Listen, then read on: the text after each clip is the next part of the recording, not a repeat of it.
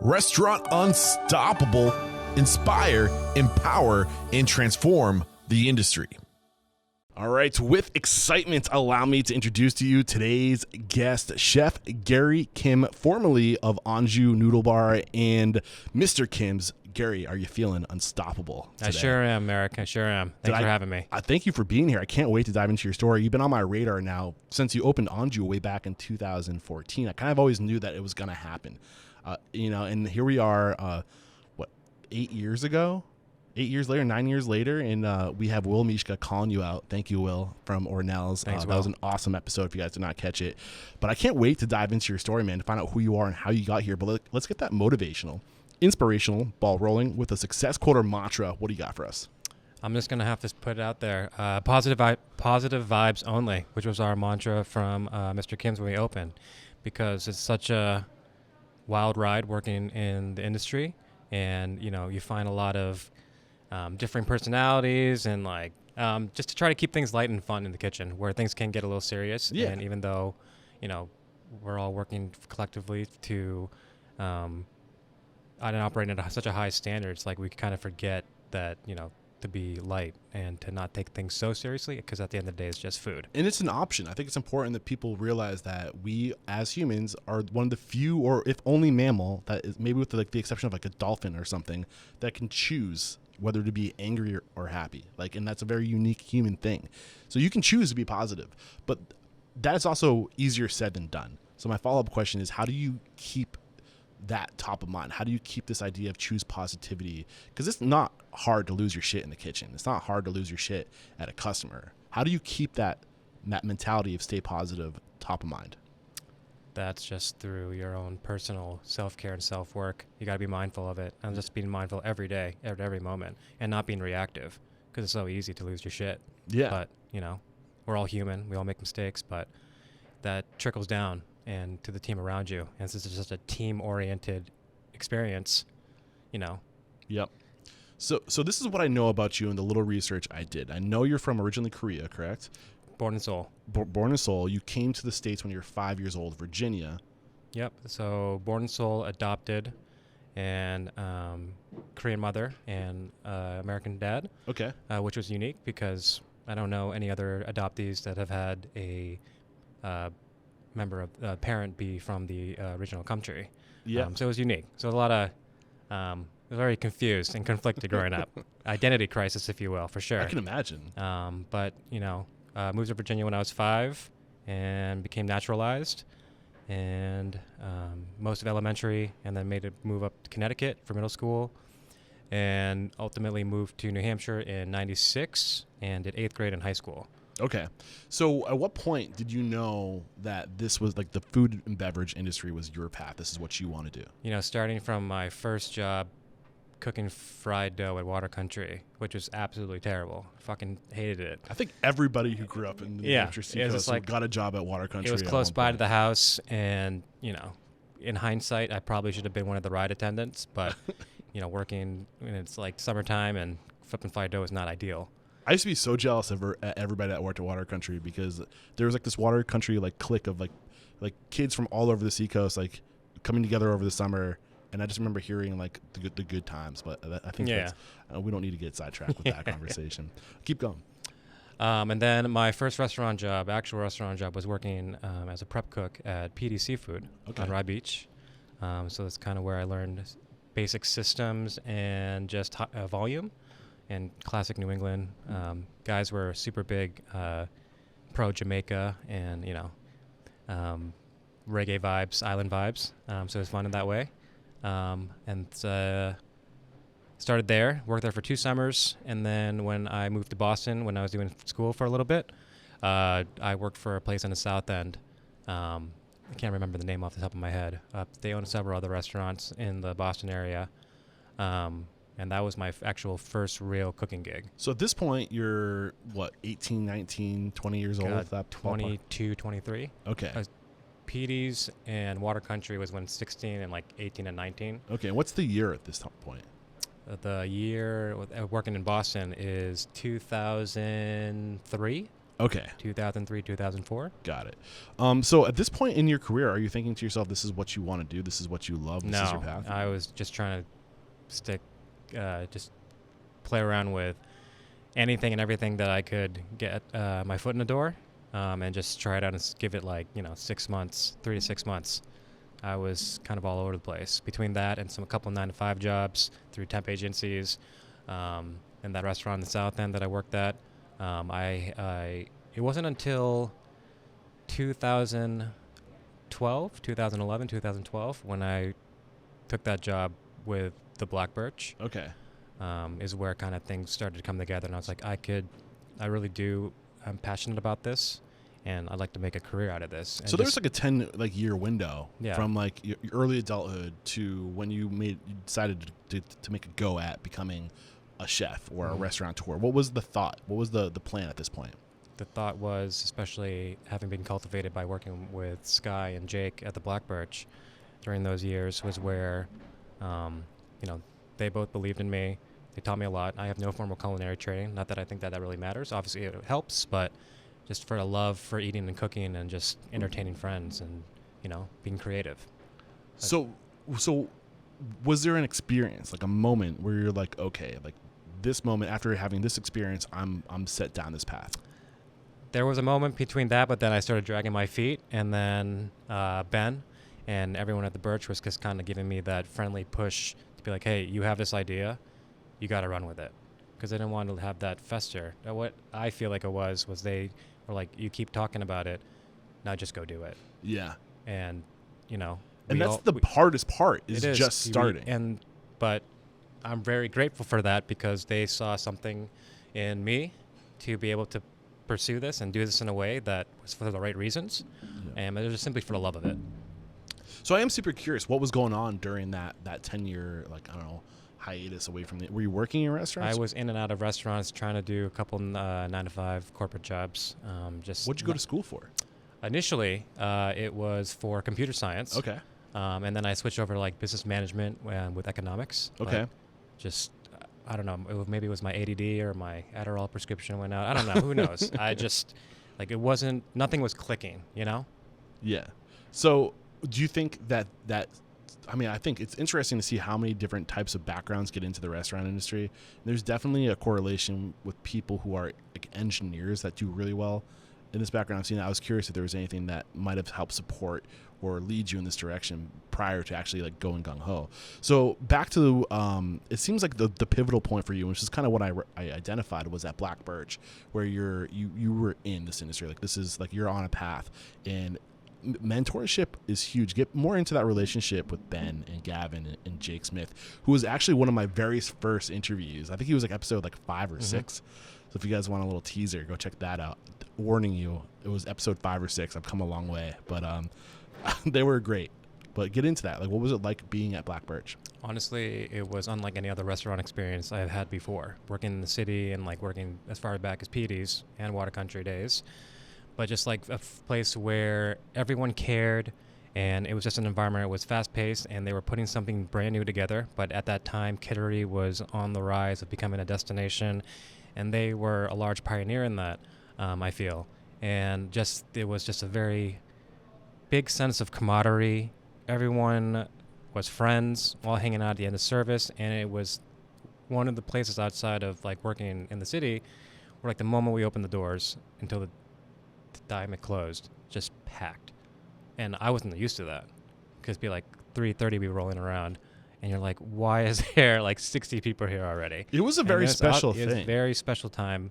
I remember getting a seat at the Black Birch for I haven't been back there in a while, but when I was trying, I remember it was hard. Yeah, you'd get a drink and people waiting up to 2 hours.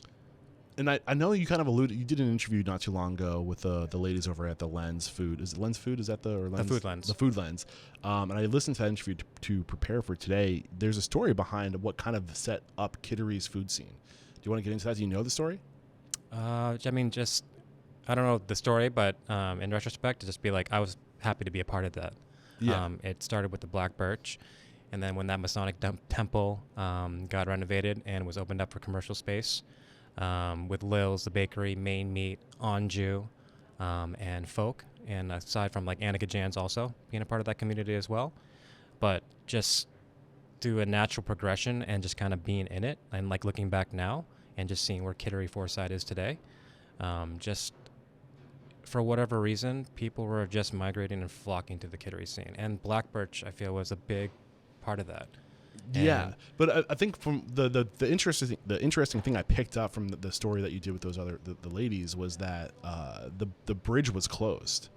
So there was a period, and it's amazing this like human behavior, like one little thing like a bridge closing. So now like people would go over into So Kittery is just north of Portsmouth, New Hampshire, like literally over the bridge. It's the river separates Maine and New Hampshire, and Kittery is the first state or the first town you hit when you get into Maine. In that bridge, like people would come over, they would live in Kittery, I think because it was cheaper, it was kind of like out of the way, right? And they'd come get their kicks in Portsmouth. But then that bridge closed, and people didn't want to cross. It was all of a sudden way harder to get into Portsmouth, like an extra 10 minutes because you'd have to go like up and around. And it seemed like the timing of that bridge closing and Black Birch opening, and I don't know how much truth there is to this, but do you know anything about that? I think just from being involved at that time and seeing that I believe that when Black Birch opened, no one had a real reason to go to Portsmouth anymore. Yeah. You had great beer, you had great cocktails, you had the records playing, your soundtrack at dinner, and just the character and the warmth from the people that worked there, and just made it into just this great community. Yeah. That spread out even beyond Kittery. Yeah, and there's something to be said about opening something right on the edge, and that's definitely a pattern I've seen. What I mean by that is if you can find an area that's on the edge of an area that's really like burgeoning and big and happening, those outskirts, like just on the edge, seems to always do really well. I mean, Kittery isn't a big city. I wouldn't call it a big city.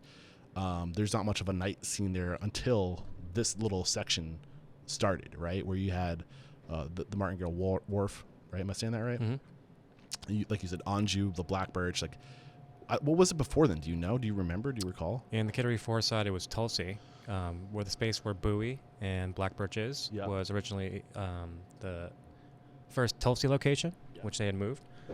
But and then there was some random breakfast place where Rutter's is. Annika Jan's was like the first like restaurant, and then like Loco Coco's, which is huge now, with the area expansion, was a tiny little like kind of food stand almost.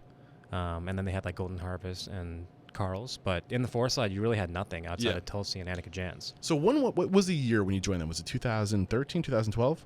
What was that? When you joined Black Birch, Ben, Gavin, it's and got to Jake. be fall of 2011. It was during the end of their first year, I believe. And what was your experience like? Where were you? Where would you rate yourself as a cook at this point? Like, what were you were working in a restaurant, so you had some chops. But this is where I like really honed it in and dialed in. Like really took notice to technique and like taking your time and paying attention to the process and no shortcuts, and that even though that almost everyone is doing the same thing, how can you do it where it's consistent and just done in a way where, it's the best possible way. So what was different about Black Birch? I mean, you worked in a handful of restaurants before this. I mean, it's the timing of it, I think, was a big part, and also being a part and watching the growth of Kittery. From what I remember from being in that area, going through high school, like it wasn't really a sought-after place or place that you thought to go and hang out. And now it was becoming this thing, and no one really knew, but you could see that it was, and just the progression of something that was just really different from Portsmouth, and I think kind of definitely filled a void that needed to be filled as far as like the dining landscape and just a place that you could have fun and just really kind of like almost like a Cheers vibe. People know you. It's very personable, and it's fun. And you can get that from the people that are there and then the people that are just hanging out for hours. So as far as what it was like working in the restaurant, the culture of the restaurant, the way that people conducted themselves in the kitchen, was it different from your previous experiences? Yeah, was there a level up? Was there... It was serious, but in a way where like, you could do your thing, even though I felt inexperienced a lot and kind of imposter syndrome in a lot of ways. I still have that. Oh, yeah. But just being there when I was just a very special time for me, and there's no real way for me to describe it because it's my own personal experience, but just knowing that it was a good fit and that led to the next thing. Yeah. And there's 3 owners, which is something you don't see very often. 3 operating partners. Back when they opened in 2011, it was Gavin, it was Jake, and it was Ben, correct? Correct me if I'm wrong. Yep. I know I'm sure you know the story better than I do. Of those 3 individuals, observing them, right? What was it like watching them balance that 3-way leadership role? I think that everyone had their designated role and excelled at what they did to contribute to taking the workload and delegating all the responsibilities. But done in a way where the biggest thing there that I take away was taking care of the people that take care of you. So people who have been there even still to this day, and just creating this family environment, which at the end of the day, all restaurants or places create that level of family, or like, you're all in it to Same vision, same mission, same vision, alignment. same mission. Yeah, everything's aligned. Yeah. So what was it? Give me an example. You said taking care of the people who take care of you. Give me an example of a time they took care of somebody who took care of them.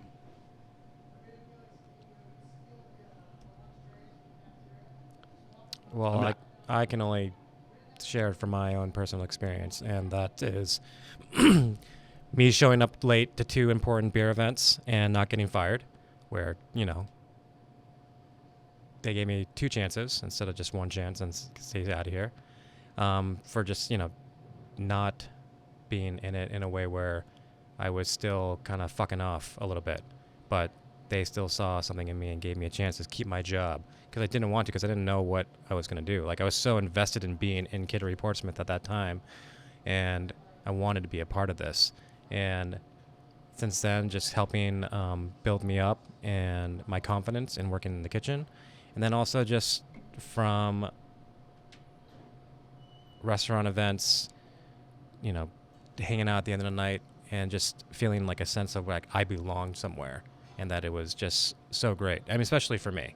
Like, I'm very close with my family or anything, so my work environment, where I work, or the people I surround myself with consistently become my family. So that was very important for me. I needed that. Yeah, that's like, for me, you're kind of hitting a vein with me, because that's what draws me to this industry. I love this industry because of the people that work in this industry. I love the people in this industry. They're the most fun, outgoing, real, emotional, social intelligence, like to have a good time, and they become your family. That's one of the reasons why I get a little iffy when people say, oh, like there's a line between work and life.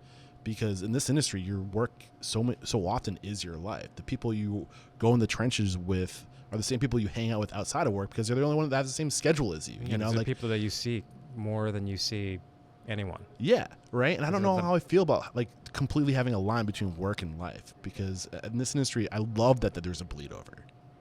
What are your thoughts on that? I would agree, because that's what makes it interesting. Right. I mean, how often do you find that in most jobs? I always find that in the hospitality industry, that's where it's most prevalent, or it seems to me, that sense of camaraderie and like going out and they become your family and friends and like your closest confidants and like mentors. And that's what I really appreciate about being there. That really kind of helps set it up to take on Sunmet Foods and try the kimchi thing, and prior to opening up Anju. But they were really played a pivotal part. And that's what I was hoping we would get to when I asked, like, give me an example of what taking care of your people who take care of you looks like. I think that you see that most common in this industry when you have somebody who's working for you and they have talent, they have passion, they're going to go on and do their own thing. You help them do that. You have to, I think there's a certain level of accepting that people are going to go on. There's life beyond my giving you a job, right? You would hope that the people that you have come attract and work with you want to go on and do their own thing or grow into something, right? And I think that what this idea of taking care of the people who help you, like if somebody gives you 3 years, 4 years of their life, and they show up and they're dependable and they help you, what can you do to help them get to the next step? And I think that's where I see this in your story. Is that safe to say? For sure. That's where they acted as incubator for when we were producing kimchi, working with a few of the local farms and bringing that to the farmers markets. They acted as a place over me, commissary space, because I didn't have my own, to make the kimchi and storage, and use that to hit up all the farmers markets. Yeah, I want to dive deeper into this because I think there's Let's go. tons of lessons, but I want to dial it back a little bit Sure. because I wanted to see if I can't get more out of really painting that picture of when you first land at Black Birch. This is like when it seems like this is like the pivotal point in your career where you're committed to this industry, this path. Who was your key mentor of those three owners? Who was the one person that really kind of took you under their wing, or was it all three of them? All three in their own way, but the most important would be Jake and Sky. Okay. Those are the two people that I worked with and interacted with daily. Jake and Sky. So I know Jake was the executive chef. Is Sky the sous chef? Yep. Okay. So what was that like? Explain that experience. What did they teach you that you had to like? They taught me a sense of urgency and efficiency of motion. Okay. So just being organized and to just be able to how to manage your time and how to be able to do things well within a short amount of time and do this every day. Okay. Anything else about like maybe professionalism or character or things like along that line? They definitely helped to get me out of my shell because I would definitely go into a dark place mentally on the line because I was so busy all the time. So Jake having his sense of humor, and that guy's a very seasoned, he's a veteran. He's a chef's chef is what I always used to call him.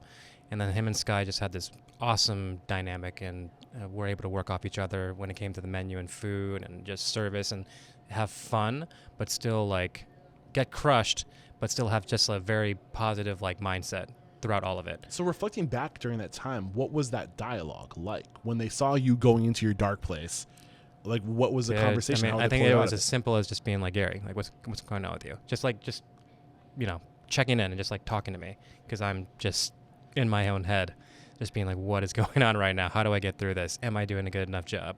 But how did they do this in a way that didn't exaggerate the emotion? Because you see this happen sometimes where somebody's clearly in the weeds and you want to help, but by even saying something to them, you just upset them even more because now they are self-conscious that they might not be able to hang or whatever. Like, how did they do it in a way that didn't make you go further into the weeds? I think it ultimately just comes down on the person when it comes to that, but just being able to have a thick skin and look beyond that. You're not trying to take anything personal because at the end of the day, it's not meant to be personal. Yeah. Unless someone's being a real dick. I mean, that's pretty apparent. But this was done in a way it's like, hey, it's okay. Like, breathe. Yeah, just take a breath. At the We'll end of get the day, through it and make it fun. Like, Yeah. keep having. If you're not having fun, you're not smiling, then you probably shouldn't be doing whatever it is that you're doing. How do they keep it fun? Well, I mean, you got to just spend some time with Jake. And I think from talking with him, like, he's just a very smart and intelligent guy, family guy. You know, he's got like 5 kids now since I've known him. Just no matter what, I mean, life is going to dish out whatever it's going to dish out. You don't know what's going to happen. There's so much uncertainty. And also we have all our own personal, individual struggles or, you know, whatever that may be. But at the end of the day, you got to lighten it up. Yeah. So what I'm curious about, I kind of alluded to my interest this earlier. 3 partners, 1 restaurant, small restaurant. What, maybe 30 seats? I think a little bit bigger than that, maybe 50 40. seats, Yeah, something like max. that. Yeah. So not a big space. And I'm an advocate for this model, and I think you're going to see more owner-operator situations where you have some type of collaboration where somebody's front of house, somebody's back of house, and you divide and conquer, right? And over time, like, you're not making a lot of money at first because you're splitting that profit 3 ways, but over time you can attract. But when you have 3 people to divide and conquer, you can be the best at those things, and collectively you're just far better, and that creates opportunity for you. And I think where we're sitting today is an example of that because Black Birch went on to open Chapel, Maine, up here in Dover. What else do they have going on right now? That's it. That's it. But in doing one thing really well, you always create opportunity for others. So it's like an upfront hit. You're not going to be as profitable, but in doing that thing well, like, you're going to create opportunity. Yeah, that's the difference between the short game and the long game, Yeah. right? And I hope more people, I think this is a solution to a more equitable industry where we're kind of sharing in the profit. And I want to see more like that. But where I'm going with this is, what did you learn about that dynamic? Being a fly on the wall, observing 3 owners and how they communicated, how they divided things up. What did you learn about partnerships during this time? That at the end of the day, partnerships are never going to be easy. Yeah. No matter if you have history with this person or someone you're just getting to know on a professional level, that you really need to know that it's like any other relationship, partnership, friendship. Marriage. Like, there's going to be give and take and compromise, and you have to leave your egos aside, because at the end of the day, it's not personal, it's business. Yeah. And, we're all in it to pay the rent and take care of our families and ourselves. But once you start letting your emotion and taking it personal, that's when things get tricky and can be a point of no return in some ways. And you kind of you set it up nicely for us that you got your first, not your first job, but this is the first moment in time where you knew this is the path you wanted to be on, which was at Black Birch. And then Ben, I think it was specifically Ben, encouraged you, correct me if I'm wrong, to just start, right? Yeah, they were like, you told us, you shared this thing with us, and we can see that you want to do it. Well, take us to the point where you shared it. Like, how did you pitch it to them? Were you just looking for advice, guidance? No, well, the idea was that when I first moved to New Hampshire, I noticed that there was a real void in ethnic food in general, outside of your typical sushi. And there still is. There's still a ton of opportunity up here. For sure. But when I moved here, I was like, man, it would be cool to be able to have a place that tastes like the food that my mom makes or that I've grown up eating. And why can't that be? Yeah. Was your mom first generation, second generation? First generation, yeah. She was born in Korea, lost her parents, both the parents in the Korean War, raised by her grandmother, and moved here with my dad and had 2 kids. So you're really fortunate to have that connection to your culture that not many adopted kids get. Absolutely. While it was very tough growing up and having to grapple with the idea of being adopted and all of the things that go along with that, I'm smarter now. I know more now than I knew then. Yeah. But to understand and appreciate my story and their story and how they were just, at the end of the day, just trying to provide a life and just have a family. Yeah. So you had this early tie to your origins. For sure. And you take it from there. I think that's what you were saying with what was directing you, steering you with Anju. So as far as Anju, it's like, man, it's New England, and, going out, having some drinks at the bars, hangover cure, what's better than ramen? What's better than noodles and broth, and add a pork bun. So just after being a fan of David Chang and Momofuku, which was a big part, I think, for a lot of people, especially during that time, was to try and just hit the sweet note of providing a noodle bar to the area. And after gauging interest as far as Asian food in general and curiosity by selling kimchi and hot sauce at the farmers markets, the timing too, just all about timing. Everything was just organic. Yeah. When did Momofuku open? Was it 2011, 2012? No, I think Momofuku Noodle Bar, the first venture, opened in 2004. Oh, way okay. Yeah. But in New York City. New York City. But nothing like that was up here. I think so. One of the key lessons here is unique selling proposition. Do something that nobody else is doing. Which at that time no one was. Yeah. And after talking with some other chefs and people I know at that time, that they had been considering it, but at that time we were able to get it on that. Yeah. And open it in Kittery. And the big subtle lessons that have come out in your story just up to this point is, one, just start. I think whoever it was, whether it was Ben, Jake, or Gavin who was telling you to just start, is you literally just got to, if you want to do it, you just got to start. And the way you start is where you can. And that's the other big takeaway is what I love about your story is you started with farmers markets. You started with doing one thing, 2 things really well, and putting your energy into that one thing. For you, that was kimchi. Why that approach? Why was that the reason or the area you decided to start? Ultimately, you knew you wanted to do noodles.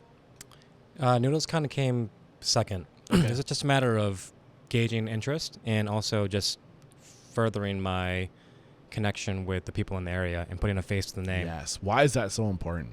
Because, anyone can start selling or doing anything, but people like to have a face to associate or a person to associate with whatever service or product they're buying from on a personal level.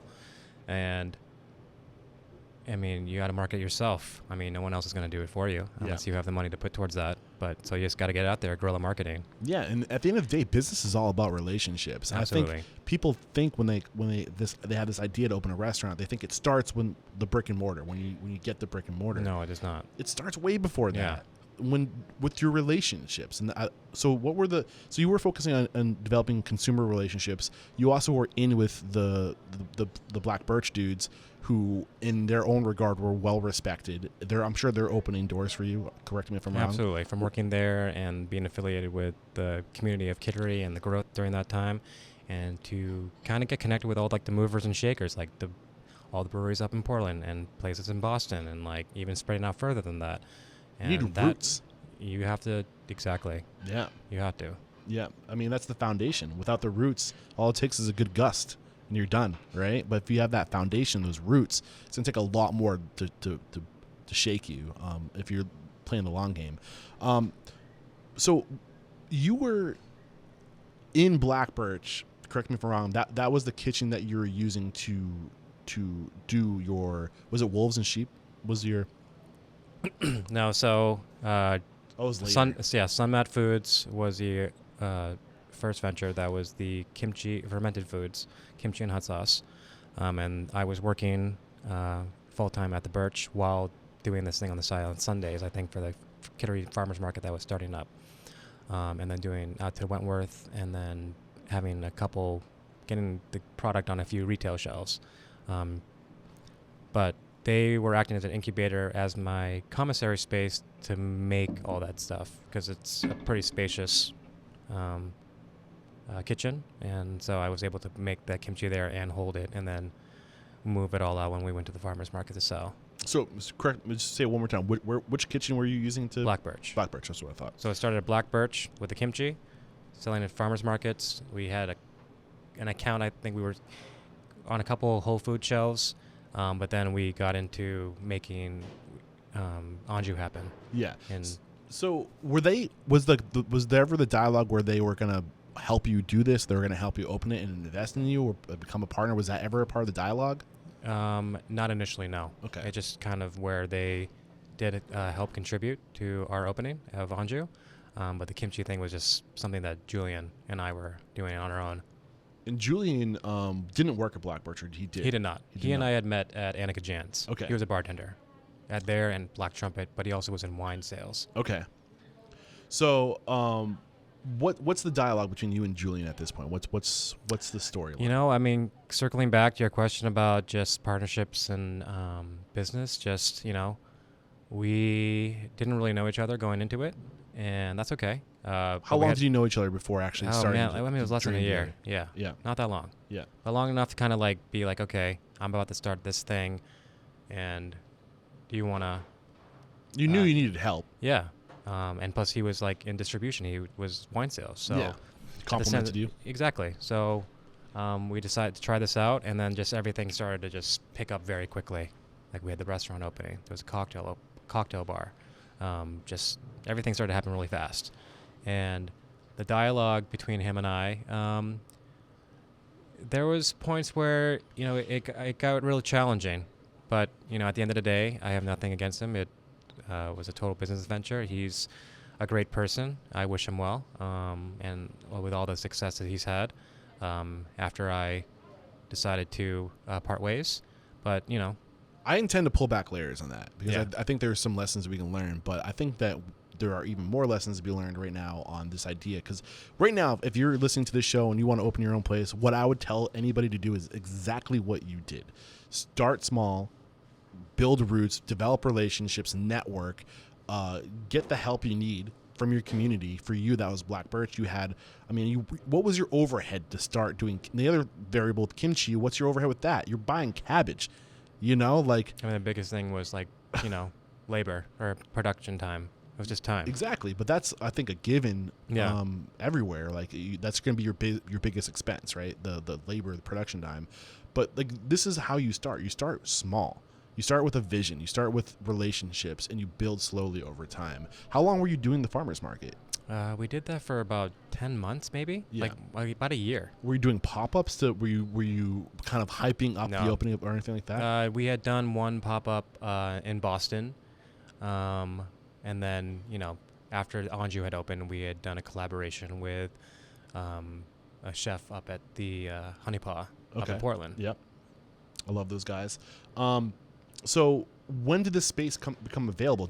Was the concept then space, or space then you're like, I could do something with that The space? space came available like during the end of, 2013, I believe, and that's when we had the dialogue going with Michael Landgarden, and then we opened Anju in May of 2014. Who's Michael Landgarden? Michael Landgarden is a former restaurateur, owner of, excuse me, Bob's Clam Hut and Roberts. Okay. But he was part of, him and his partners had purchased and renovated the Masonic Temple in the Kittery Forest side. Okay. Which Anju and like Main and all those businesses live in. Got it. So what was that dialogue? So did he approach you? Did you approach him? He just gave me a phone call and was like, "Hey Gary, I heard that you're thinking about opening a place. I have this place right next door. Come check it out." And we checked it out. I mean, it was a blank canvas, but just something about it just screamed that it could be a noodle bar, with the windows and just, like I said, the timing of everything and just how everything was happening so organically. It was like, let's do this. It's not a big space. What is it, like 500 square feet, 800 square feet? If that. Yeah. If that. Yeah. Maybe even smaller, but yeah. But that's another example of start where you can start small. Exactly. Like what were the terms of your lease? Was it long, short? The 10-year lease, yeah. Okay. But the other variable there, you have businesses on either side of you. So the other benefit to that too is like, you want your neighbors to do well, but in the event that they don't do well, now you have a relationship with that landlord. And if you need to scale, if you need to grow, you can always blow a wall out or move to a space adjacent or whatever. That natural growth is huge. What was the space like when you first moved into it? Did you have to do a lot of renovation? Did you need to we had to loans? install make a kitchen work with seating, and try to maximize that. So we didn't have the initial capital to really invest into a full on kitchen setup, but was able to be forward thinking and just try to do a lot with a little, so just have like a 6-foot residential hood, not meant for commercial use, and have that be along with all electric induction cooktops, and however just made it happen, So how did you pull that off with permitting? Well, luckily with Kittery, not allowed to talk about that? I mean, I don't know. Yeah, so we were just able to. Kittery was conducive for small businesses to open up during that time. Yeah, I'll just leave it at that. Yeah, so we weren't doing anything legal or anything. Just they were just allowing us to make do with what we had available and just have that work and be able to operate. Which is another real benefit to opening up on the outskirts, like I mentioned earlier. Like if you're trying to go into the heart of a big town, like an established city, there's gonna be hoops you have to jump through. You're gonna have to wait for licensing, permitting.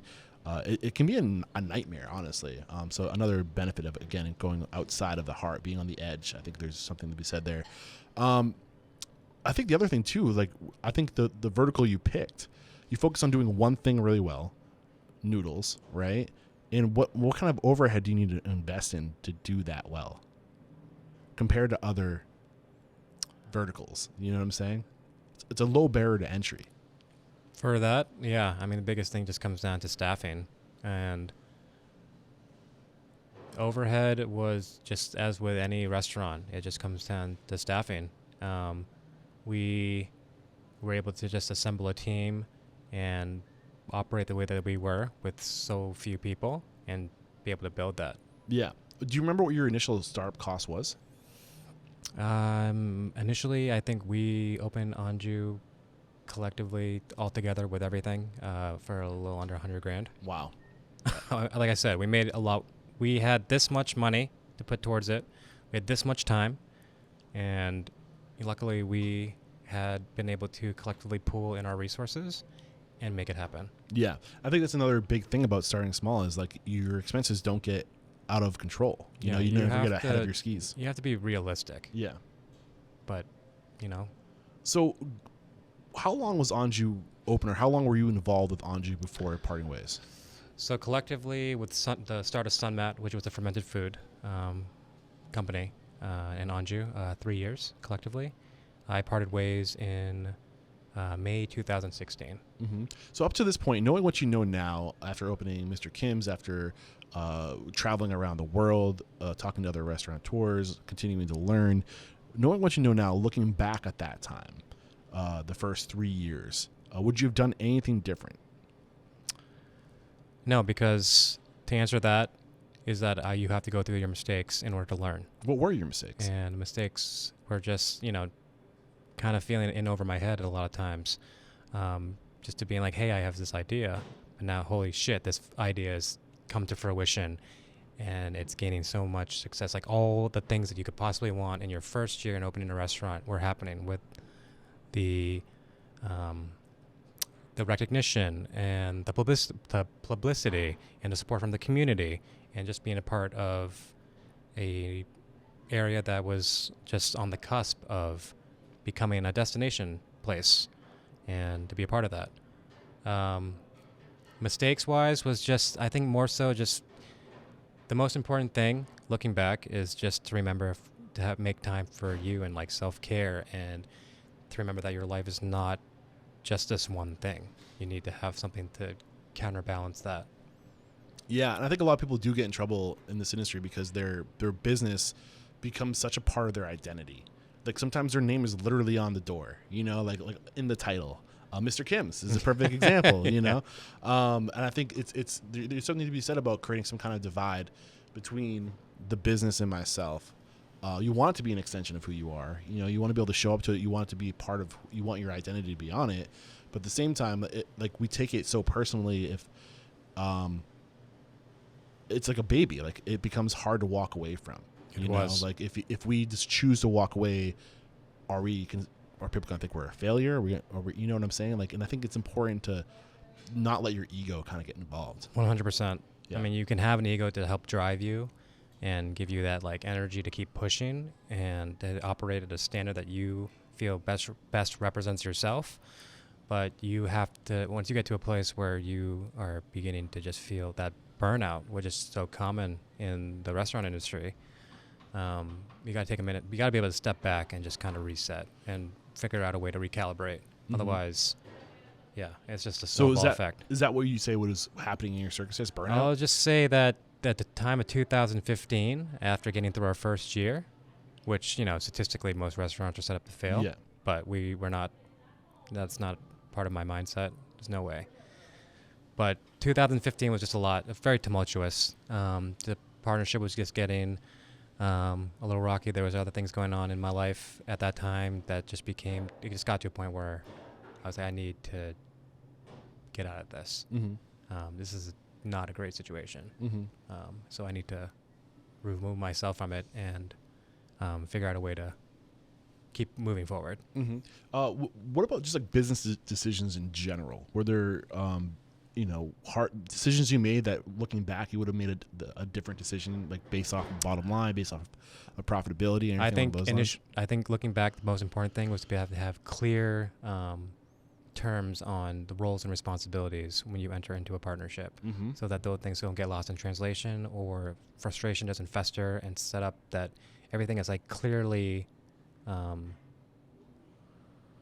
organizational charts. Exactly. Yeah.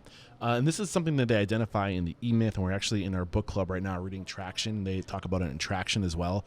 You literally have to, even it seems like overkill if you're a restaurant with two owners and it's literally two owners who are also the employees, like to go through the exercise of putting your name down to everything you're responsible for. Like you write out an organizational chart. I'm the executive chef. You're the director of operations. Here are your responsibilities. Here are my responsibilities. And you put your name literally next to all these things, all the elements of your business. And then as you start scaling and growing, you start taking your name off of those things and putting other people's names on them. But just having that clear line of this is what I'm responsible for, this is what you're responsible for. Now you have accountability. So when things aren't happening, you can point to the organizational chart and say, "List, like you said that you're going to do these things," right? What's going through your mind as I say this? It's just thinking back to being like, you wear so many hats. It's so easy to just want to take on everything. Yeah. Because of just not necessarily being a control freak, but you just want to have oversight on every aspect of it, because it is your baby in a way, or it is. And you want to make sure that, especially during these first few years of its life, that, you have all your bases covered, that you're trying to be prepared for every possible outcome and situation scenario.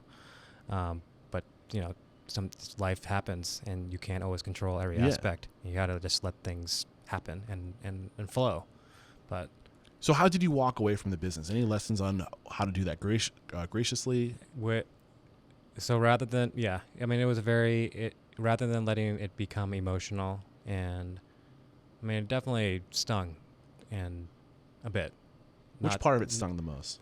to have to walk away from something and then kind of feeling like I had failed being able to like kind of work through it and keep pushing. But I just reached an impasse and just knew it was time for something different. Now, were you able to get paid out?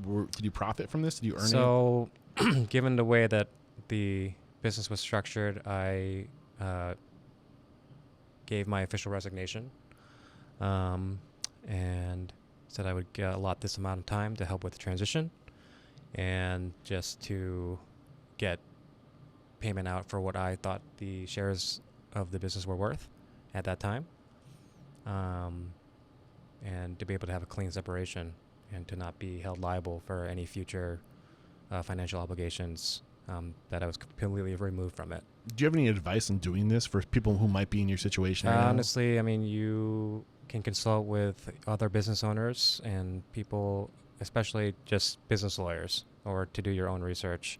But to know that, if you have to go through this process and you have to have things clearly identified in writing so that there are no loose ends. And to just be able to, if you're trying to walk away or negotiate something in the end, you got to consult with a lawyer. Yeah. I mean, what things didn't you know going into this? This is the first time you're ever walking away from a business. What are the things you learned that you can give somebody a heads up for? If you're thinking about parting ways with a partner, for whatever reason, do these things. You have a strategy at the very beginning, because it's not always going to work out as much as you want it to. Sometimes things just don't work out. And so to maybe to have that exit strategy in whatever terms clearly explained and noted in writing at the very beginning before you even dive into it, you should probably get that done. Yeah. And I think, honestly, you should. This is something that not nearly enough people do, in my opinion. Have your exit strategy when things are good. When you open, when things are good, go through that exercise with your partners. What happens if one of us wants to leave? And what do we need to do to make that break as smoothly as possible when it happens, if it happens? There's a great book that discusses this, Finish Big by Bo Burlingham. I highly recommend that book. Most people's exit strategy in this industry is death. I joke, but it's true. We just don't think about that. So what would you, knowing what you know now, keep on that. Any other advice before we move on? No, other than whether you know your potential partner for a long time or not, at the end of the day, it's a business transaction. I mean, at the end of the day, it's business. Yeah. Okay, gotta leave your personal shit out of it. Things happen. People change too. And things happen. People grow, including yourself. Mm-hmm. So to be able to have something lined up, to be prepared for that, and do so rather than trying to figure it out when things are not great. Yeah. That's just kind of. So what's your thought process at this point in your life? You break ties. Now you're free. So I'm just completely trying to sever myself and just being like, okay, I need a major life reset. And now I have time, which was not a luxury I had. And to be like, what am I going to do? So a few months prior to having my official last day with Anju, I had gone out to LA and was introduced to some people out there. Had a great time. I'd never been to that part of California. And decided that I'd just buy one-way tickets and get a chance to travel and just get a chance to see some stuff that were on my list of things to do. But being in the throes of restaurant life and opening up new business, there was no way I was even thinking about that. But now I had this opportunity to do it. So I did it. So I bought a one-way ticket, started in LA, and just did my own little, as I call it, my own little Anthony Bourdain reservations, and just eat and meet people and just, experience life. Get perspective. I think it's huge. Yeah, and just see what other people are doing, and just maybe, thinking like maybe I could move somewhere else outside of New England. So not everybody can do this, right? It's not easy for everyone just to pick up and kind of be mobile, be a nomad for a couple of years. What did you do to set yourself up to do that? Because I think it's really important that people do this. I think that if there's a will, there's a way, for sure. That if you wanted to make something happen, you'll figure out a way to do it no matter what. If it's a financial obstacle, personal, or just your fear. Was selling your shares of Anju, did that help make this possible? That definitely helped fund Okay. the opening part of it for Got sure. it. But it wasn't anything like super extravagant. You know, I had contacts that I had made in every place I had went. Were you cooking? Were you working? I was Were you not. massaging? That basically, after May, I had taken like a 2-month sabbatical from just work and just everything, just a major reset, Mm-hmm. just to like clear out everything and to just recalibrate. But 2 months is what I took when I had found myself back. But yeah, I'd spent time on the West Coast and the Pacific Northwest. And then the pop-up idea happened because I had gotten to a point where I was like, okay, I'm meeting all these great people. And it wasn't until I met my friend, Chef Dan Lacey, who had a restaurant with his buddy, originally from New Jersey, in Denver, called Rebel Restaurant. And coincidentally, he had gone to culinary school with my friend's older brother from New Hampshire. Got it. So there was a connection there. And I went and ate at his restaurant. I loved his vibe, creative, and just good energy. At this time, I was like, it's very important to be selective about who I'm allowing to spend my time with and who I'm allowing into my world. But hit it off with him. Started doing a ramen pop-up at his restaurant, and that's where Sheep and Wolves was born.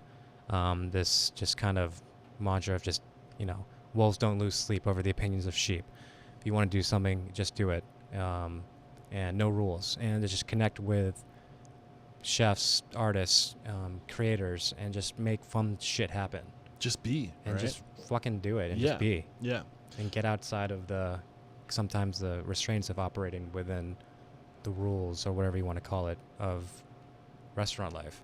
So this is a topic that I'm really excited about because, again, like I would tell anybody, like this is what you do. You do pop-ups, you collaborate, you work on relationships, getting your brand out there, developing your brand, building your email list. This is all stuff you can do before you ever even look at a physical space, right? What do we need to know about pop-ups as far as how to do those well? Things that people don't consider, if they're new to pop-ups, that you should consider, that, you know, is anything you got blindsided by? Kind of get into that. I think more so is just recognizing the fact that, you know, you're a guest in someone else's home. This is not your physical space.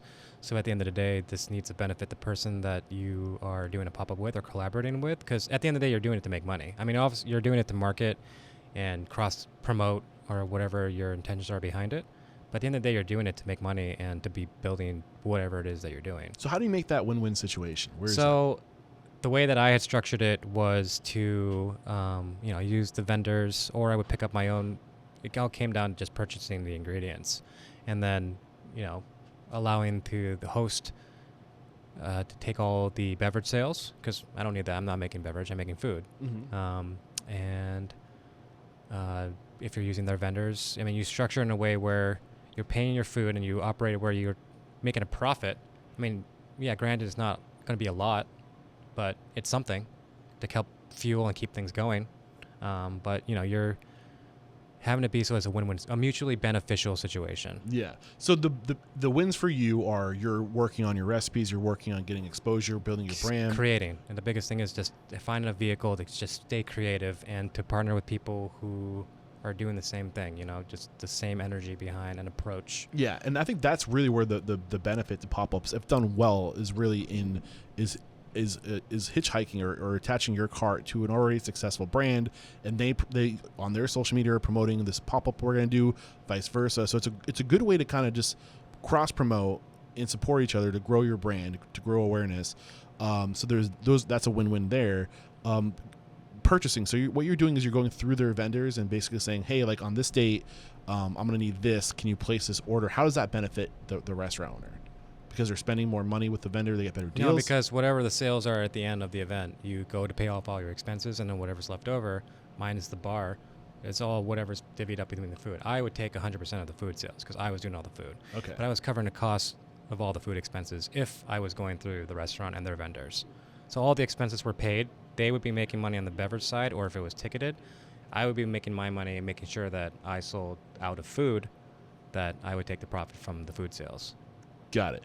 And are the people that would normally be, were you only doing this during off hours so that? I was doing it on an off day, not Okay. during normal business Yeah. hours. So Yep. that's another thing too that was important. It's like I don't want to be encroaching upon normal operations. Yeah. It's, So basically now you have this physical space that normally you wouldn't be making money on during those hours, but now you can monetize your space during off hours. exactly. Yeah. It'd be a win-win situation and doing something that you know that people are going to show up to. Okay. So they're opening up their space. They're getting the profit from the bar. You're getting the profit from the food. You're not paying them rent or anything like that. In the situation where I'm doing the pop-ups during that time, no. Okay, cool.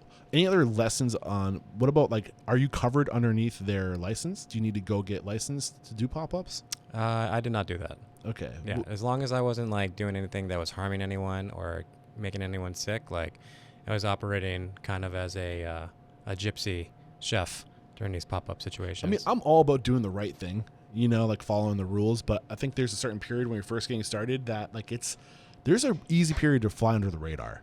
And I don't want to encourage people to no, I mean, do that what is you gotta not, that do. is clearly not the message that we're trying to put out there. Yeah, like, but you just- got also at the same time, you gotta do what it gotta takes do. to make it happen. Yeah. Yeah, and I think if you are doing that, know that eventually it's going to catch up with you. Yeah. So like, don't plan to do that forever, but you can definitely. You don't want to expect that if you get away with the first and second time that you're always going to get away with Yeah, it. never get complacent or too comfortable. Yeah. But it was just a way to keep doing what I really enjoy doing and collaborating with all these great people that I met along the way and just kind of help fund this time where I was in this transient place, just kind of drifting from one place to another. Yeah, and this is your first attempt at pop-ups, right? I mean, During outside of the collaborations with events, like hosting events during the restaurant at Anju, like with the Honeypot crew, Yeah. yeah, just on my own, just kind of winging it. So one of the things I'm really curious about is how you promote, how you drive traffic to a pop-up. I'm wondering if that comes later in your story because maybe you sharpen the sword on that a little bit later. No, during that time it was just all whatever local publications like with Eater or food or events, promoting food and local food events happening, to whatever contacts the people that I met and collaborated with had. On top of my own, I mean, social media obviously is going to be your best bet above anything. It's there and it's free. Yeah. And if you gain enough traction and garner enough attention, I mean, you know. I mean, did you have a good name for yourself at this point? I mean, Anju kind of did really well. I'm assuming that your social following probably. I definitely grew. try to leverage that into all the marketing of the events and to provide some draw in a place where no one knew me. Like being in Denver, Colorado, no one knew who I was, but say a ramen pop up and Denver or Colorado loves their ramen and people showed up. Yeah. And it could have been anybody. Yeah. I love it. Okay, so I know this isn't where your travels ended. You did a lot more traveling after this abroad, correct? Yeah, so just very quickly it was LA, Portland, Seattle, San Francisco, and then I was in Denver, and then I came back to New York, and that was just here in the US. There's a couple other places I wanted to hit, but just I was packing too much in. But I found myself back in New England, and this is at the end of 2016. And then I landed an opportunity to move to the U.S. Virgin Islands, to St. John. Oh, I love St. John. I'd never been there before. It was November, December in New England, and it's like, sure, why not? It was kind of a no-brainer. Was at the the time. Wave still there at this point? What's that? I think it was a place called the Wave where, No. like, you know what I'm talking about? Mm. If you order a certain drink, like, they would come out with, like, buckets of water, and they would literally, it was like a secret. Like, you don't order the Wave because it's a tourist trap in the sense that, like, you would get buckets of water thrown on you. Oh, no, I never saw that nor knew of that. Okay. But that's hilarious. Yeah, but so you're at St. John. I'm at St. John. This is 2016 through 2017. I was working at a resort, Canal Bay. Okay. Like the best and like the biggest resort on St. John. And loved it. I mean, how could you not? It's the Caribbean.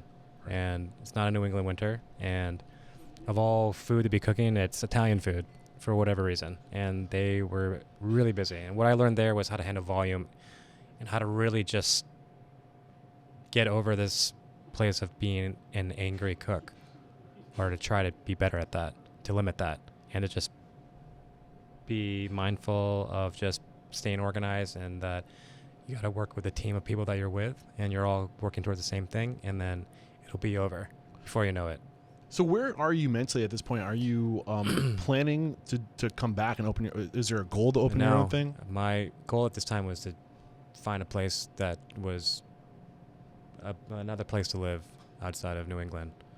And I was like, oh, maybe I'll go live in an island, make a go of it. Just figure out why not, give it a try. Yeah. But at this time, I'm like, after traveling and doing some of these fun collaborations and pop-ups, I was in a really good place. I was just kind of feeling like, okay, I've spent like 6 months just kind of recalibrating and just getting back into like a healthy and positive mindset, and just be able to focus on like what was the next thing. Living on an island helped kind of help me see like what was really important. Different pace of life. Exactly. Yeah. And just kind of minimize a lot as far as what I thought I needed, and to just, I could live just a happy life. I don't need to be doing all of these things, and just have it be simple. Keep it simple. Mm-hmm. But yeah, the island life was a different one. I mean, a beautiful place. And just being there, just having to be so laid back, I love that. So ultimately, what brought you back? There was a girl that I was dating in Boston. They'll always get you in trouble. And it was during a 2-month break that all the restaurant people took every year because it was hurricane season. I never lived anywhere where hurricanes were even a thing. So I just thought it was just going to be a really heavy thunderstorm. But that was not the case during that year. In 2017, those 2 hurricanes that just blew through the Caribbean and destroyed the Virgin Islands and Puerto Rico. That's crazy to think that was 5 years ago. Yeah. And so I was like, okay, I guess I won't be going back. The plan was to go back there and try to pursue an expat life and try to move to Thailand or something. But I ended up in Boston, and that's where I had already lined up some stages at Copa and at Little Donkey, some Ken Orange and Jamie Bissonette restaurants. Jamie, past guest. I think I've had him on twice or 3 times now. I love Great Jamie. guy, yeah. Great guy. And that's where I had ended up with a stage, not planned, at Uni. And that's where I met Chef Tony Messina. And when I knew that I wasn't going back to St. John, I was trying to create a life and walking a path down in Boston again. So I'm curious because I wouldn't say it's a step up by any means going from where you are here in the Kittery, but that's a different market, a much more competitive market. Boston's a different game. Totally. Were there any lessons that you garnered during that time, seeing how restaurants operate at that level, at that competitive level? Absolutely. And Jamie Bissonette and Ken Orange are at the top. That's like the upper echelon of the restaurant industry, next to like being Michelin starred and all that, which I personally don't have any interest in, but just seeing how a place could operate at such a high level with so many people and just with so much talent,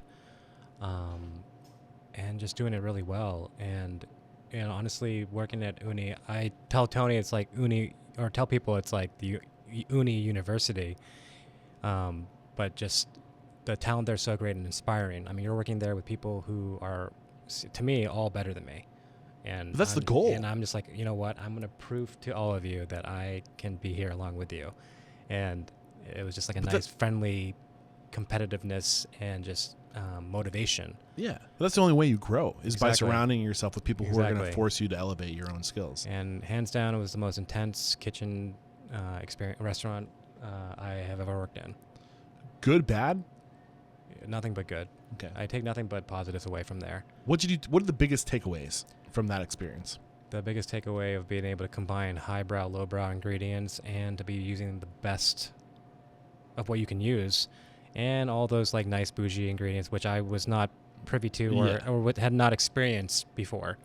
And honestly, just to be working around people who just were striving for not perfection, but just high standard. really high standard. Yeah.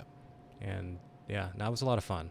So how long were you there? I was at Uni for just about a year. Okay, so we're looking at because I'm at this time. Now? Yeah, because now I've been kind of formulating an idea of like, okay, I'd like to try and take another go at opening up shop again. The bug is coming back. It's coming back, and after working at Uni, I'm like, man, Tony had offered me a job to be a sous chef, and I was very was a high compliment to me. Yeah. To be recognized and be even considered to kind of go down that path potentially. But I had been making visits since I was back in New England. Had been kind of gravitating towards like a lot of the friends and people that I had more or less ghosted. Yeah. From when I had departed from Anju and reconnected with. And just obviously, I have a foundation here in this area, so I was gravitating back here. I had reconnected with Dave Vargas and another past guest on the show, Yep. Vita Cantina. Love and, Dave. Ornell's. Chef Smiley. Yep. Yeah. He's involved with the Jumpin' Jays too. Right? Yeah, he's part of that restaurant group, the J Hospitality Yeah. Group. And J Group, I think is what the they J go by. Group. And yeah, Dave's been around for a while. Super great guy. Have so much love and respect for him. Pillar in the community now. He's become the old guard No. for the Seacoast. Correct me if I'm wrong. This is just kind of a guess. Were you really making close connections with these individuals at Annika Jane's to pop up the chefs after dark? It wasn't really my thing. Oh, okay. Like my network was within Black Birch, and like the extension of that was up into Portland and the chefs up there. And like, I know, and the people, the chefs around this area and the Seacoast, but not in a way where nothing beyond just. I was just curious because I think what they did with that the chefs after dark was I don't know if it was the intention, but to host that for the community of chefs and for like foodies, and it was a great networking tool.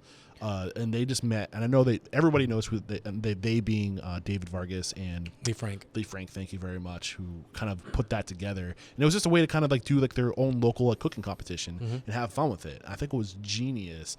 The talent you're attracting onto yourself by doing that, the networking that you're doing just to meet and bump up against other passionate hospitality people. And that was the people that those events drew. Correct me if I'm wrong. Yeah, and honestly, it was just a great way to bring the restaurant community together at that time and give them something to do. But anyway, David Vargas, awesome dude. Yeah. Take it from there. Connected with Dave, and then he had just casually mentioned that I should talk to Jay and just have a conversation with him. So, long story short, met with Jay a few times and had a few conversations and decided to make a move back to the area and pursue the possibility of opening up a spot in Portsmouth. So at this point, was Dos Amigos still going? Dos Amigos was still going. And I'm surprised that the J Group dropped that brand, because I feel like burritos is a hot, relatively low, good margin. It's easy, and yeah. They were looking to just move the location, I think, to take advantage of the new developments over in the other part of Portsmouth, which is where, the Port Walk Place area. Yeah. Which made sense. And that Because that's right, they moved Dos Amigos to that new space. And that he was looking for someone to partner with to take over that space. Got it. Original at 107 State Street. And I'll admit this, I'm a huge Jay McSherry fanboy. Like, I have no problem. It's more admiration, because I think that he's just created so much opportunity for chefs on the Seacoast, and the way that he's built his restaurant group by literally just taking people that have come up. The majority of them came up through Jumpin' Jays, right? And he said, you have talent. You're going to go do your own thing eventually. How can I help? Right? How can I make that happen? And I don't know exactly what Jay's lane is, but it almost seems like he's like a developer, like his thing is real estate today, and just creating opportunity for people that he knows deserve it. Correct me if I'm wrong. No, that's what everybody should be trying to do. That's pretty great way to sum it up. Yeah. So, I mean, I love that approach, and I love that it's not about what can I do, but how can I, again, like we mentioned earlier, win-win situations. Like, how can I find somebody who has talent, and how can I give them an opportunity? Is that kind of what was going on in your circumstance? And I was dragging my feet a little bit because I was unsure if I wanted to be back in the area, and plus just kind of the mindset that, like, I have my first restaurant down on the other side of the bridge. How's that going to feel? But I just wanted to just prove to myself that I could do it. Yeah. And kind of just do it on my own, without any kind of outside influence, just kind of telling me and dictate what this new place is going to be like, to be able to just have full creative reign on it entirely, and the experience and just the culture that I wanted to cultivate. Yeah. I mean, this just goes back to the power of your network, right? And I think the time and energy you put early in your career in making those relationships and having people that would be willing to be like, oh, like, what about Gary Kim? You know, and just putting yourself out there and leaving good impressions, you're going to create opportunities. You don't know in what way that's going to come back, what form that's going to manifest. Yeah, you don't know and you don't know where life's going to take you. So Exactly. don't burn bridges. Like, you don't know who you're going to end up seeing again, and you don't know where you're going to end up. So you come back. Just keep an open mind, you know? Yeah. It's 2018 now, right? It's 2018. You opened in May of 2019. Did I see that someplace? Yeah, Mr. Kim's we opened in May 2019. But Dave and Will were gracious enough to allow me to just kind of try some menu stuff out and some ideas during the 4 months of winter prior to opening. So when did the first conversation have with you, there's a space This becoming is available? like fall of 2018. So like we'll say October 2018. Yeah, something around that time is when Yeah. the conversation started to happen. So and I want to start pulling back the layers on this because I think it's we're going to get some nuggets on how to ramp into a restaurant space. Yeah. So you didn't just buy the space and develop a menu. Like there was thought behind this. There was thoughts about what the menu was going to look like. I mean, obviously it was going to be Asian-inspired food because it's kind of like my area or that I like to cook in. But rather than just kind of going into it, just trying to test out menu ideas and dishes. Obviously, we knew we had to do noodles in some capacity, just because New England loves their people. Yeah, people love their noodles. Yeah, and I think your brand is associated with that. Yeah, yeah. But to just be able to get people aware that this was happening and that I'm coming back to the area. And I think to try to market it as some like triumphant return or something. But just that I was back in the area and that I was trying to make another go of it and with a new idea. And I knew that I wanted to be different from the first and to really stand out and just to kind of highlight the experiences and that I've had after being gone for like a 2-year hiatus and to just do something different and that I felt best represented me. So what was your strategy on, I mean, you had like basically from October to May, so not a huge amount of time really. What was your strategy for creating awareness around Mr. Kim's? So just from doing events and getting people to come out and just garnering attention again. What kind of events? What did these events look like? So Liar's Bench hosted me for a little bit as part of like a spaghetti western series, just something fun, cool little collaboration. They're also part of the J group. Yep. And then Ornell's, which was the biggest one. That was 4 consecutive months, every Monday and Tuesday, of people getting my food and just getting kind of a sneak peek of what this new venture was going to look like. And then we had done one pop-up like 2 weeks before opening at Lure through Meredith, who was the general manager at that time there, and just to use their space and just show an actual sneak peek of what the menu was going to look like, was going to be. So when you're approaching, I mean, obviously Liar's Bench and Ornell's is in the J Group family. Mm-hmm. Lure wasn't, though. Correct me if I'm wrong. Lure was not. Yeah. They were independent of that. So how do you approach these restaurants to say, hey, I want to come in and do this? Honestly, I didn't have to. It just kind of happened in conversation and just was approached to me. Okay. It landed on my lap from other people. Well, I mean, I didn't have to. I mean, I had to actively pursue and see if it was like worth it or not. But just considering that it was in close proximity to where we were going to be opening, that it made total sense. Yeah. Awesome. Any other lessons as far as like how to ramp in, how to create awareness, things that you didn't consider that were new to you, maybe based off of the mentorship you were receiving at this time? Because you had access to the Jay McSherry group, which in itself, that's one of the things I was kind of curious. I was hoping that would come into the conversation. You mentioned you just want to do your own thing, right? You wanted to go into this and have this be your thing, but you're also getting access to the J group. You have a lot of resources with Chef Matt Lewis, Dave Vargas, and you have a lot of accounting, I'm assuming, right? Marketing, I'm assuming. Absolutely. Are they like what does that look like? I mean, because I do think there's benefits to going into a restaurant group like that. And I think you're going to see a lot of again, just exactly what Jay's doing, creating opportunity for other people. You focus on doing what you are good at, being a chef or front of house, whatever skill, hospitality skill you have. We focus on the rest. But I don't know. I'm making a lot of assumptions. No, it's not. You're hitting the notes because as far as my situation, I can't speak on others, but just that was a big draw. And plus, just I'm a big proponent or fan of organization, and having to have the business side of it be already tried and true, and set up so that I could focus on just opening the restaurant and putting together the team and working out all the logistics on my end, but also having access to what I refer to as like the nucleus, as his office management, to be able to see how those things come together in a way where we were just trying to figure those out at the first time around with Anju and having to develop these from nothing. But these are already systems in place to allow my time and energy to be devoted to running the restaurant. So, I think your path into the J group is unique because most people who end up, and correct me if I'm wrong, again, that you're probably much closer. I know you're much closer to this group than I have ever been, but usually you have to come up through one restaurant and you kind of earn it. Where you was there any like, did you ever feel like there was hostility because you weren't somebody who kind of came up through the honestly, ranks? If there was, I didn't pick up on that. But yeah, I didn't feel that in any way. Yeah. Just curious. I'm just like throwing out random thoughts right now. Yeah, no. But another restaurant group, well regarded, probably arguably the most successful group on the Seacoast as far as what they've accomplished, the amount of total restaurants that are successful.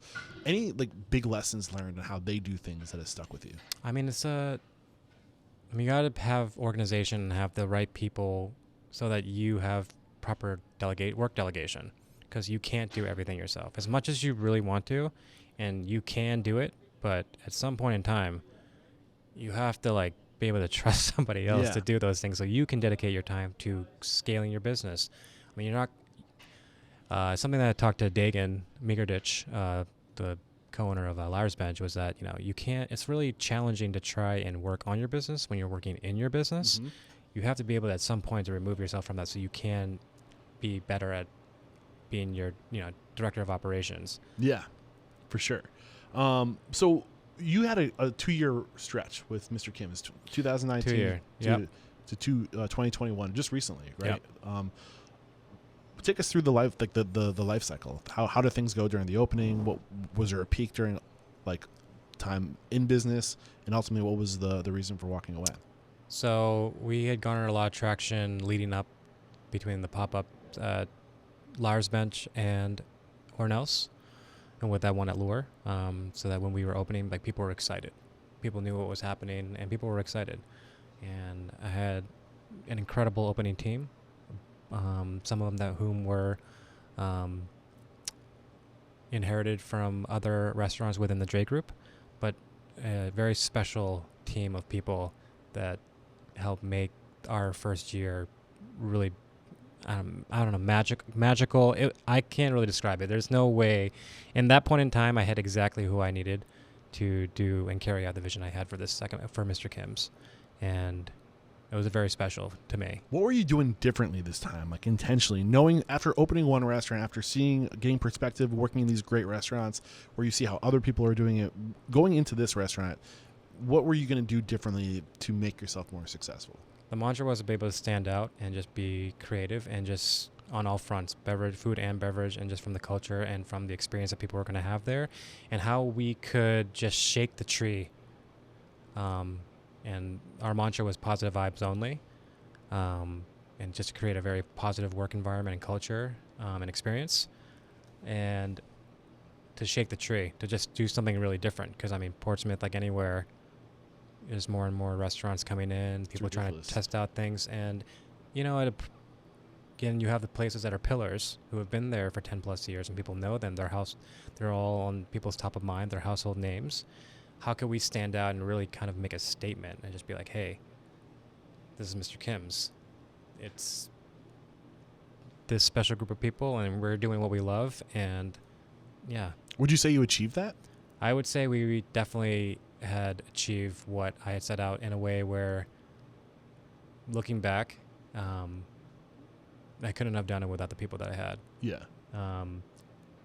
But then, not to put it on, COVID, that definitely shifted. The year 2 was not a backup plan for anybody. The first year for most restaurants is not profitable. Like you're just getting open.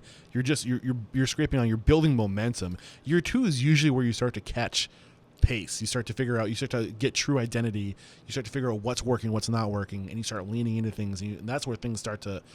Year 2 is a big year. That's a hard time to put everything, to take all that momentum and stop. Yes. Let's not make it. You're being very modest right now. That is gonna absolutely be horrifying for your business if you're at year 2 before you really have those dedicated regulars. It takes time to build that shit up. Mm-hmm. And even with people knowing me in the area, there was still a lot of people who had no idea who I was or that we were even in existence. So we were still having to get the word out and build up our awareness, build up our brand awareness, and just letting people know that we were here. But yeah, year 1 was really fun. I mean, it was a lot. It felt even harder than the first time around, but I think we were right on the cusp of getting the momentum that we needed going into the summer of year 2 to kind of get us into a sweet spot. So what was it, looking at the deal that you had, right? Just to kind of to get into the really nitty gritty of the business side of this. What was it about this opportunity that really sung to you about being right? Were the numbers were you profitable? Were you doing good? Were the numbers good? First year, I mean, it wasn't bad. Let's put it this way. The losses that we had in year 1 were not as high as restaurants normally have in their first year. Just try to keep it as tight as possible. I mean, I'm an advocate for 1 year of operating capital, just to have that 1 year of operating capital, because it might take a year and a half to get into black just with your business alone. Mm-hmm. You need that runway. Did you guys have money? Did you have that kind of buffer? So that was one thing also, as far as deciding to go in the partnership with Jay. We were allowed to have help in a way that I wouldn't have been able to do it otherwise. Specifically, what kind of help? Jay's a numbers guy, and being able to help manage the finance aspect of it in a way where we were not losing too much money and still be able to carry on and not be in the red, is what I was saying. So you're getting mentorship. Yeah. You're getting people who have a track record of 20 plus years of doing this, building brands. You get access to that team, that guidance, right? So you can focus on doing what you do best. And I don't want to make assumptions, but I'm assuming it's being a creative talent, right? Leader, fill in the blank. You know what I'm saying? So you get that. What was I don't want to spend a lot of time on COVID because I feel like. No, we don't need to. Yeah. Everyone's tired of it. We've spent enough time on it. It's an exhausted topic. But eventually you made the decision to shutter the doors, or the close. What came to that? Ultimately, what happened was just what I initially thought was going to be I was in it for the long game. I was trying to build up something so that I could get back and kind of pick up where I left off with Anju, but in a totally different mindset. And provide an experience that was still unique to me, and to partner up with someone that who had the structure and the systems in place and where I could learn from to help, go beyond just being a chef in the kitchen. Yeah. To be more on the operations side and still allowed me to be creative, but to really kind of cultivate a place that was special and unique to me, and do something that was different still, that from anywhere else in the seacoast, in the area, to stand out still. But ultimately it just came down to that I was just not happy. I just had come to a place where I was just so exhausted. I mean, we all had to go through the throes of it and figure out and be creative and how to weather the storm. And I came out of it on a sense where I was kind of okay, is this really what I want to be doing? Is what I love and been doing for the last 10 years something that I want to be doing for the rest of my life? So I had to... You're saying noodles or the restaurant industry? No, I was talking about the restaurant industry entirely. It was a time to make a career move. I mean, I don't blame you, man. Honestly, sometimes I have that question after interviewing people and knowing the truth of the industry. You know, like, is now the best time to be working in the industry trying to open a restaurant? It's a rough time right now, man. I mean, there are definitely avenues you can pursue where you can do it in a way where it makes sense. But as far as just trying to go about it as a brick and mortar restaurant route, like, I mean, you got to be prepared for the challenges now and the adjustments you have to make. It's not like what it was 5-10 years ago. No. So ultimately, you were having this dialogue with yourself. Is this what I want to do? Is this right? This path right for me? I mean, you're still working in restaurants. I'm still working in restaurants. Is it?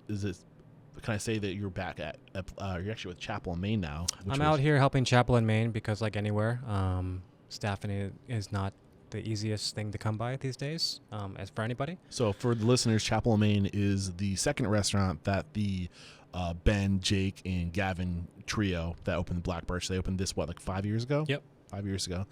Now you're do you have a title here, or are you kind of just filling in roles? I'm just kind of in here, just filling in roles and just helping out where I can. And just, this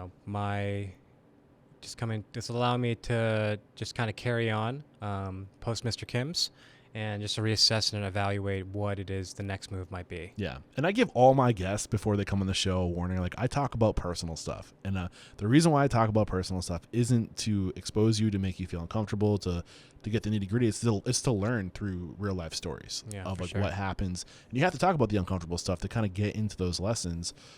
So, I mean, on that note, like, what did you learn about exiting a restaurant group, a well-regarded restaurant group? And I mean, how do you do that graciously, and how do you do it with respect? How do you do it in a way that you don't burn bridges? Like, how did you go about doing that? You have to remember to leave your emotion and pride out of it, and that you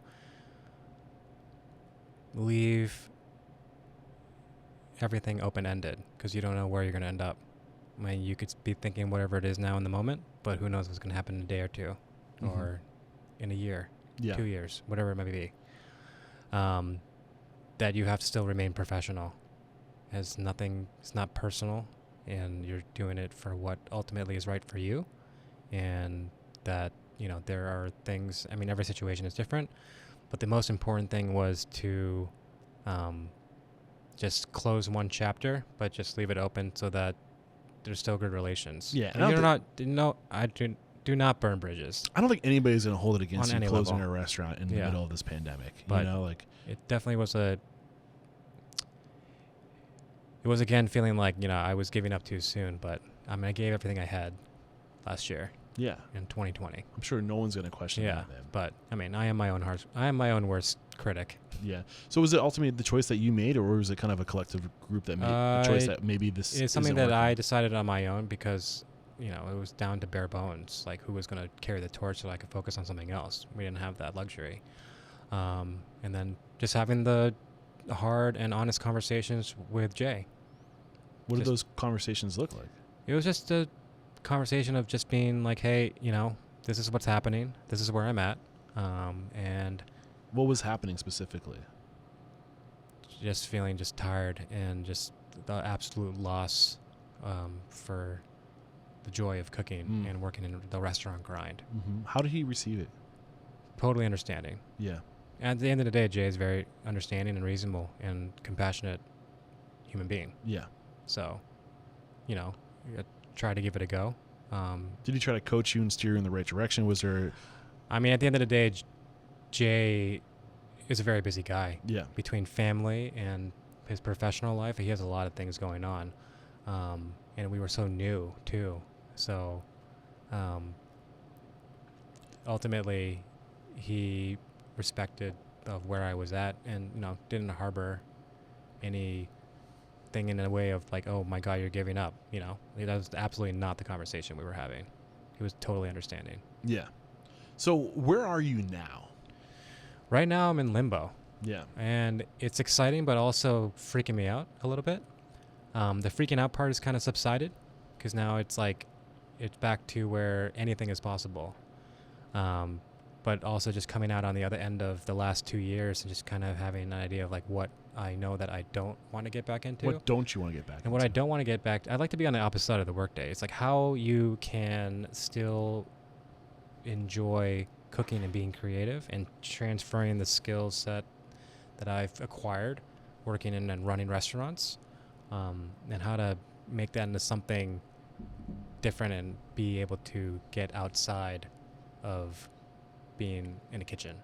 So do you have I mean, if you got back into this industry, I mean, I think one of the I hate to say that there's like silver linings to the pandemic, but there absolutely are. I think it's forcing the industry to look at how we've been doing business and saying there's a better way. Yeah, for sure. There's a better way, not just in the work-life balance, but I'm saying like business models. We're using an old, antiquated model where we say 10% is good, but is it? It's not, and it's forcing us to slow down and to communicate. And I think we're going to we have the choice to kind of come back and redefine what we want the industry to be. And you see it happening right now. So like, what's the future look like? Are you still interested? Is there any passion tied to this industry? Are you planning something else? I'm excited for whatever the future holds. I mean, there's so much uncertainty, but I just know that, I'm just trying to stay the course and pursue and explore other opportunities, and see where that could lead. But ultimately, I don't know, there's so much unknown. Yeah. Well, I'm happy you made the choice that you thought was right for you. And I think a lot of people are afraid to make those choices because of ego, right? I think that you actually have a good relationship with ego. It seems like you're not afraid to walk away from something that's not working for you. And I think a lot of people are afraid of that because, again, like they're afraid of what does this mean? What are people going to think about me if I do this, right? How do you manage that dialogue, that internal dialogue? That comes from whatever helps you to just turn the noise off. For me, that was buying a surfboard last year and just getting out into the water. And I'm already like a waterman. I like being out there. But the surfing has been able to just drown all that stuff out. And if I have any kind of aggression or sadness that I need to get out, I just get out there into the water. It's like super therapeutic and meditative. I love it. You got to find something that is not work related. Mm-hmm. And that to me was like the biggest thing that helped me. And just staying active and keeping an active mind. I love it. So one thing that I really want to focus on now with the podcast, the mission statement is to inspire, empower, and transform the industry. On that note of transformation, what do you think is broken about the industry? What needs to transform? If one thing changed about this industry, what needs to transform? I mean, first and foremost, it's just disparity of what the living wages are for people that work in the restaurant industry, especially in the back of house and even in the front of house.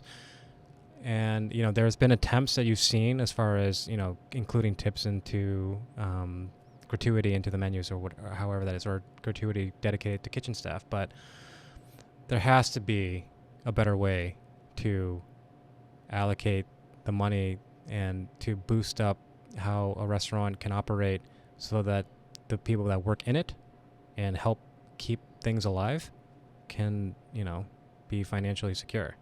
I agree 100%. What are some of the things that you think need to happen for that to happen? I think for me, is for front of house staff to be able to have access to like health benefits and not have to not have to just solely rely on tips. It would be nice to see everyone getting paid a fair wage and then sharing those tips collectively, because everybody is working collectively to get the product out and provide a service and experience. So why is that only on one side of the one side of the one side of the team? So there's actually a group, a restaurant right here locally, and I haven't seen this anywhere else, where it's the Oak House in Newmarket. Yeah. And I don't know if you know, but if you work in that restaurant, you work every role. Like back of house and front of house shifts. It's a great idea. So you'll have but not. I think it is a good idea. I think it's probably extremely hard to execute. Oh, I'm sure. Because let's be honest, theory, how many people? In theory, it's great. How many people have that level of talent where they can be front of house and back of house and be good at both, right? Usually people gravitate towards one or the other because maybe they don't want to be social, like that might not be for them.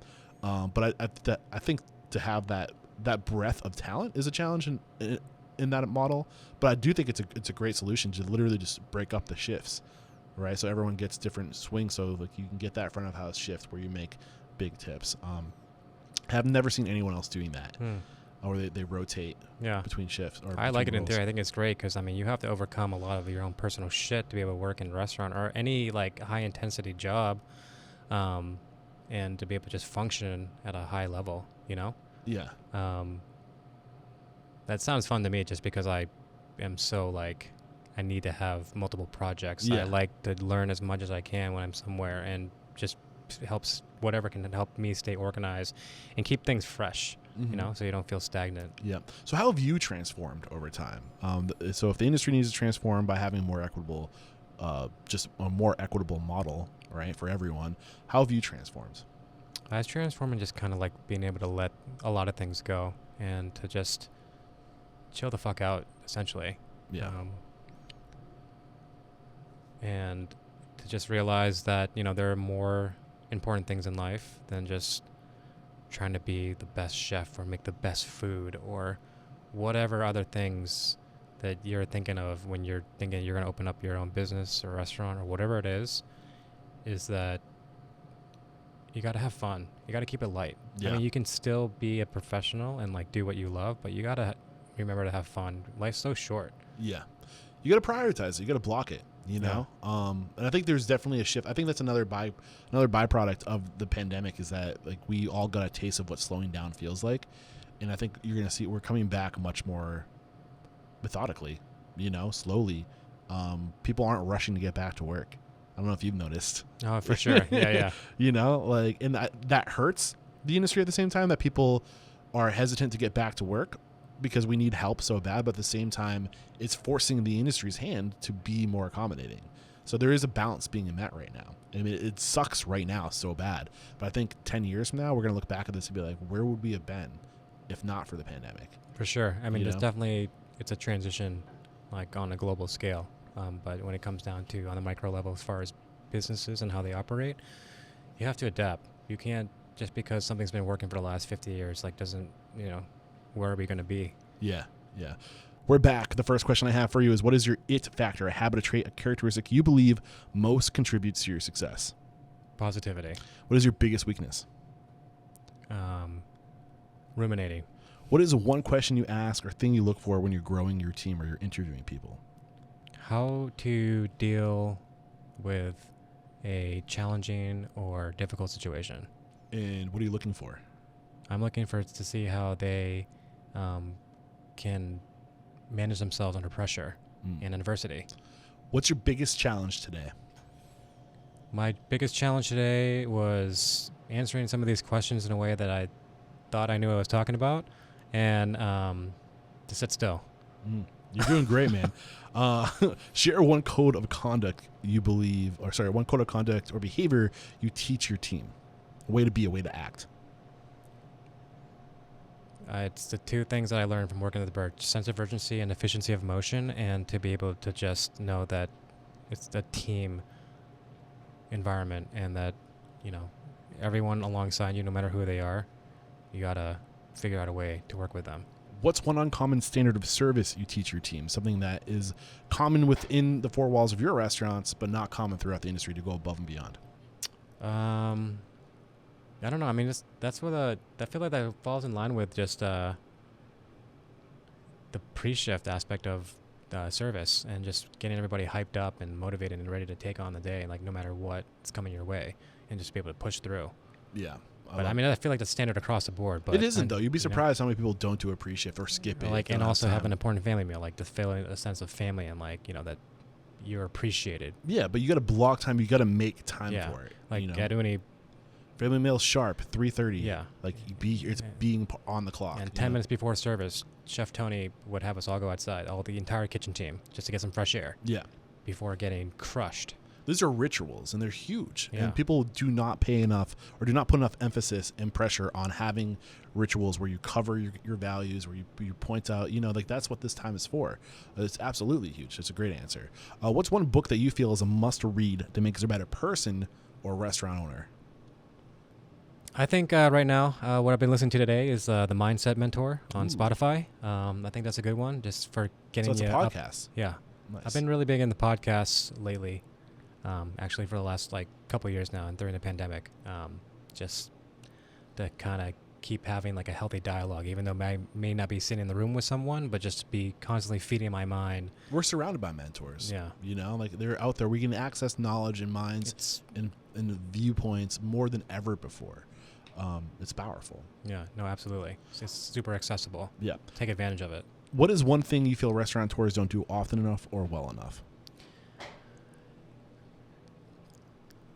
I think in general, to be able to find a way to show your staff that even though that you are driven to gain a profit, that you appreciate and are fucking grateful for the people that you have that decide to show up and stick with you. Yes, I love it. Transformative over transactional, right? I'm an advocate for that.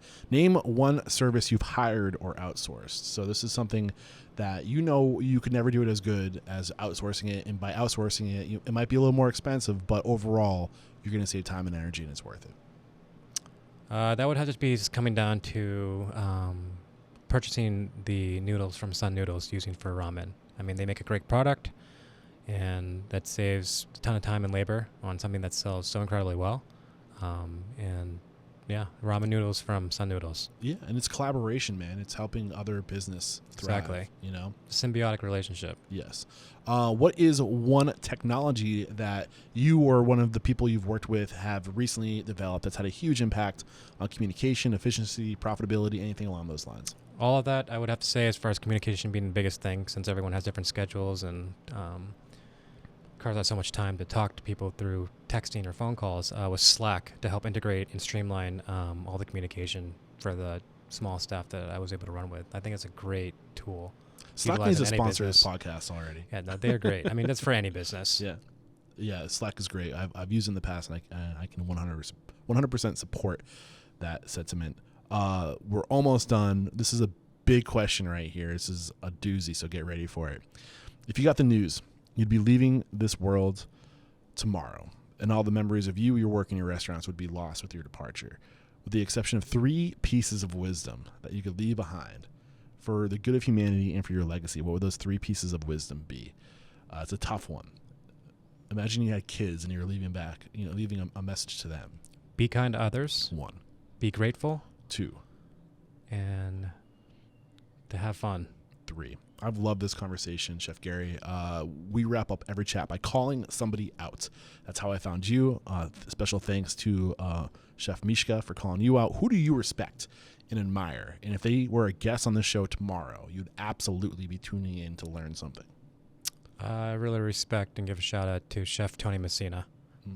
Out of Boston, correct? He's in LA now. LA now. Oh, sweet. Tony Messina, look out. We're coming after you. I'd love to get you on the show.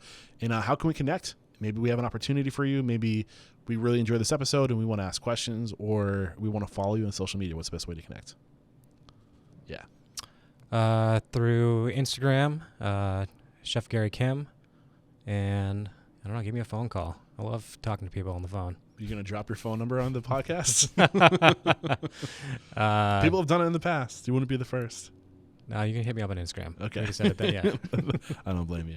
I've loved this conversation, Chef. There is no questioning. You are unstoppable. Thank you. Very happy to be here. Thank you. Cheers. Appreciate it. Cheers. I appreciate you, man.